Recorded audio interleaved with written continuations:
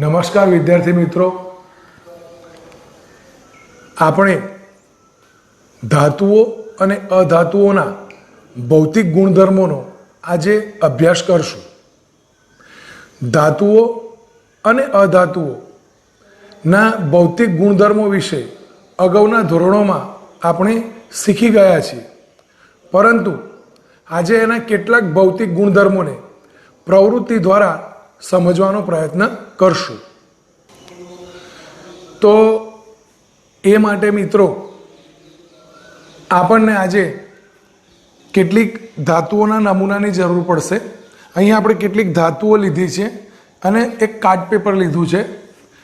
આપણી આસપાસ આપણે કેટલીય ધાતુઓને જોતા હોઈશું. આપણા ઘરમાં, રસોડામાં પણ કેટલાયક વસ્તુઓ વપરાતી હશે જેમાં ધાતુનો ઉપયોગ થાય છે. તો આપણે જ્યારે એને જોતા હોઈએ છીએ ત્યારે એની સપાટીનો જો અભ્યાસ કરીએ તો કેટલીક ધાતુઓમાં આપણે જોઈએ તો આ તાંબાનો તાર છે. તો આ તાંબાના તારને જોઈશું આપણે તો આ તાંબાનો તાર આપણને થોડોક ડલ લાગે છે, એની ઉપર કંઈક ચોંટી ગયું હોય એવું આપણને દેખાય છે. એ જ રીતે આ લોખંડનો સળિયો જે છે એ લોખંડના સળિયામાં જોઈએ તો અહીં કાટ લાગી ગયેલો આપણને જોવા મળે છે.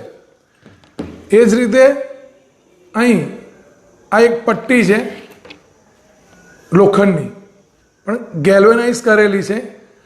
આ પટ્ટીને પણ જો આપણે જોઈએ તો એની ઉપર પણ કેટલાક ડાઘા થયેલા આપણને જોવા મળે છે. તો મિત્રો, ધાતુની આ સપાટી એ વાસ્તવમાં ઓરિજિનલ સપાટી નથી. શા માટે?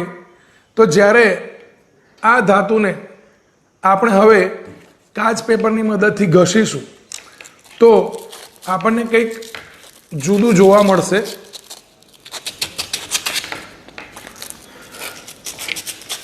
આપણે એને કાચ પેપરથી બરાબર ઘસીશું તો ધાતુની સપાટી પહેલાં કરતાં થોડીક ચળકાટ ધરાવતી આપણને જોવા મળે છે. આપણે અહીં જોઈ શકીએ છીએ કે આ પહેલાંની ધાતુની સપાટી છે અને આ ધાતુની સપાટી એ કાચ પેપર ઘસ્યા પછીની છે. કાચ પેપર ઘસ્યા પછી ધાતુની સપાટી ખૂબ જ ચળકાટ ધરાવે છે. એ જ રીતે અહીં પણ આપણે જોઈએ તો આ પટ્ટીને પણ આપણે કાચ પેપરની મદદથી ઘસીશું અને એને ધ્યાનથી જોવાનો પ્રયત્ન કરીશું તો અહીં આપણે આ ધાતુની પટ્ટીને જોઈ શકીએ છીએ કે આ ભાગ એનો ચળકાટ ધરાવે છે, આ ભાગ થોડોક ડલ છે. એટલે કે ધાતુની સપાટી એ ચળકાટ ધરાવતી હોય છે. એ જ રીતે આ લોખંડનો સળિયો છે. લોખંડના સળિયાને પણ આપણે કાચ પેપરની મદદથી ઘસીશું તો અહીં આપણે જોઈ શકીએ છીએ કે અહીં જે કાપા છે એ થોડાક ચકચકિત દેખાય છે, જ્યારે અહીં છે તો એની ઉપર કાટ લાગેલો જોવા મળે છે.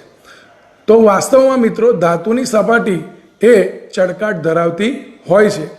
જ્યારે અધાતુની સપાટી, આ અધાતુ તરીકે આપણે ગ્રેફાઇટ લીધો છે, તો આ ગ્રેફાઇટને કાચ પેપરની મદદથી ઘસીશું